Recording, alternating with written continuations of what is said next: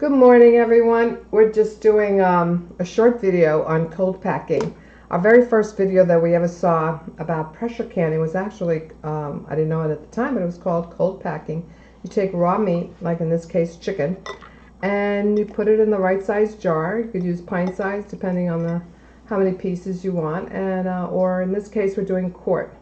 So when I saw that really kind of opened up my eyes to the potential of pressure canning for preservation.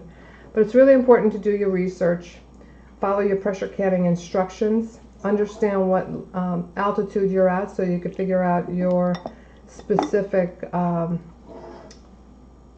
pressure requirements. Like in our zone, we are at the 10 pounds, so we make sure our pressure canner stays at 10 pounds while it's doing its work. And my sister's just stuffing some thighs and some drumsticks. We're going to have a total of 7 jars, which is what our pressure canner can accommodate. So we are going to pressure it and cook it this morning and have basically 7 meals for the future. I mean, the beauty of pressure canning, trust me, when you can do vegetables and meals and soups, it just makes having meals, even during the week after a busy day at work or with family and kids and all that, just so much easier.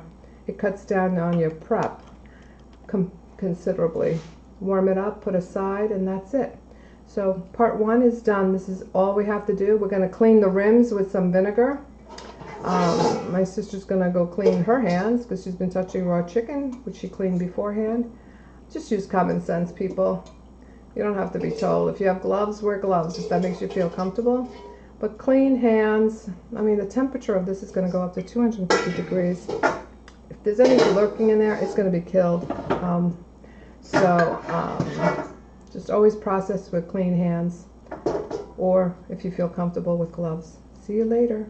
Okay, now we got to clean the rims. You want to make sure you take some vinegar and clean them because you want the lids to adhere, and any grease or fat will make that impossible. So we're just going to clean the rims right now with some vinegar. Okay, we finished up the wiping. Now we're applying the lids. The clean lids are being applied, and then we'll put the rings on, which are over there on the counter.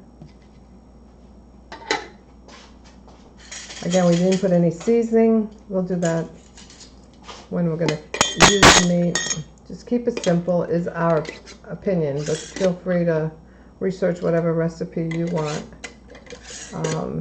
because you could definitely doctor it up after. And you're doing it finger tight. You're not really doing it extremely hard because you want some of the gases and air to escape. So you want to not extremely tight knit, just finger tight they call it. And there you go. And now we're going to put them in the canner, which is right there with the right amount of water. Again, our canner only can take 7 quarts. Or if there were pints, it would take about 19 pints or something to that effect. Well, we've learned that the wide mouth pints. So we're back to the final step.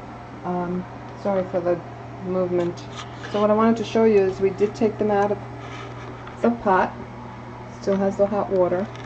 But here what we can see is that everything is going to still bubble. It's very hot. It looks like all the lids are clamped down. And what's important is that this is still bubbling, which means they're still cooking and getting sealed. We had very little siphoning, as they say. Actually none. The water's very clean.